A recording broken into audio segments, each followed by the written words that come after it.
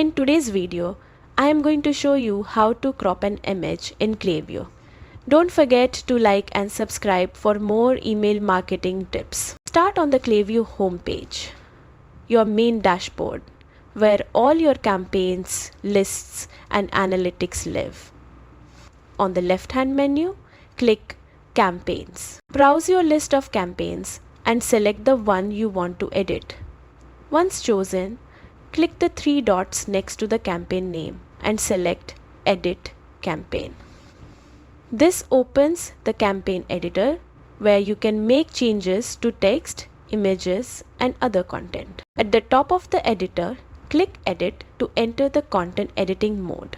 Find the image you want to crop, either upload a new one or select an existing image in your campaign. With the image selected, look for the crop button or icon. Clicking it will open the cropping tool, which allows you to manually adjust the area you want to display. You can also use preset cropping options if you want a quick solution or are unsure how to frame your image. Once you're happy with the crop, click Save. Your cropped image will now appear in your campaign, ready to engage your audience. And that's it.